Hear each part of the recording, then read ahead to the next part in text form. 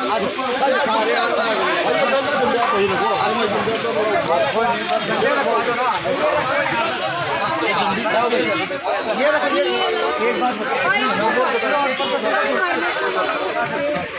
अक्टूबर 2022 को भारतीय कमेरा वर्ग पार्टी कई लाख लोगों की रैली इस हरियाणा की सरजमी पे रोहतक में करेगी। और जिस दिन भारतीय कमेरा वर्ग पार्टी वो काम करेगी भाई ये प्रशासन वही चल करके आएगा। हम प्रशासन के पास नहीं जाएंगे। ये तानाशाह हरकत जो इस प्रशासन ने दिखाई है वो बर्दाश्त से बाहर है।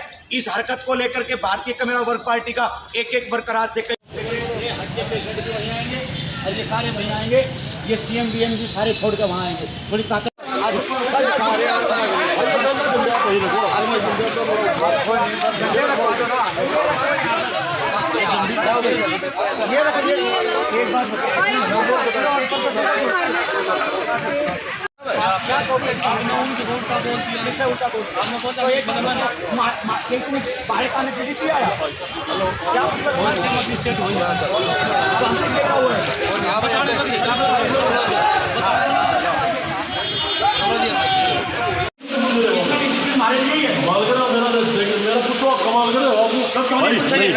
प्रशासन से क्यों नहीं पूछेंगे?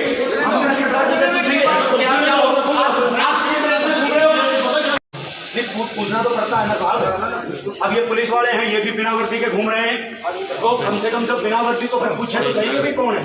सीआईडी वाले वर्दी में नहीं होते। ये वर्दी में कौन? ये वर्दी में है, लेकिन ये तो आके बात ही नहीं कर रहे। कोई और आके बात कर रहे हैं। बात हेड करता है, ये हेड है सीआईडी के। ये कैसे पता लगेगा भाई हेड है? इतनी देर होगी मैं इनसे बात कर रहा हूँ, इनसे वॉक कर रहा हूँ, भाई साहब से वॉक कर रहा हूँ, उनको बुला रहा हूँ। डीडीपीओ साहब आए हैं, उनको वापस भेज दिया इन्होंने। भाई आपके द्वार को मैं देने में चलो एक देव कोई बात ना कि आपको नंबर किसने मना करा? ये आज भारतीय कमेरा वर्ग पार्टी राज्यपाल महोदय के नाम पर विभिन्न मुद्दों को लेकर के, जिसमें 134A को खत्म किया है सरकार ने, ये गरीब विरोधी फैसला है। दूसरा, जो 5 साल से गरीब बच्चों की छात्रवृत्ति स्कूल कॉलेज और विश्वविद्यालयों में नहीं आ रही है, वो तुरंत जारी की जाए। पुरानी पेंशन को बहाल के नाम का है, लेकिन डीसी साहब के माध्यम से हमें देना था।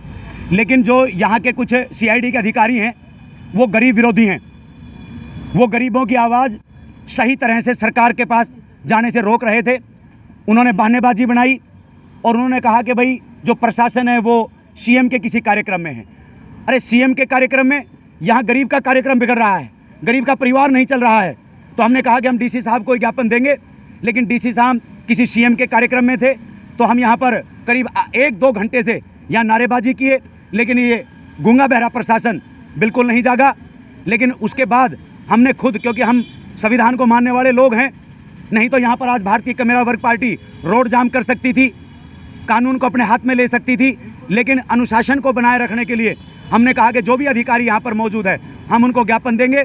तो इन्होंने कहा कि ऊपर डीडीपीओ साहब हैं, लेकिन वो हार्ट के पेशेंट हैं, वो नहीं आ सकते। तो ऐसे हार्ट के पेशेंट के जो अधिकारी हैं उनको घर भेजने का काम करें, क्योंकि बेरोजगारी चरम सीमा पर है। यहाँ पर नौजवान, समस्त नौजवान रोडों पर घूम रहा है, और ये जो हार्ट के पेशेंट हैं ये कमरों में बैठ करके कुर्सियां तोड़ रहे हैं। तो इन हार्ट के पेशेंट जो ये अधिकारी हैं इनको कुर्सियों से बाहर करो और स्वस्थ नौजवानों को इनकी जगह बिठाओ। ये मांग भी आज भारतीय कमेरा वर्ग पार्टी करती है। तो अनुशासन को बनाए रखने के लिए हम अंदर जा करके ज्ञापन दे करके आए हैं। लेकिन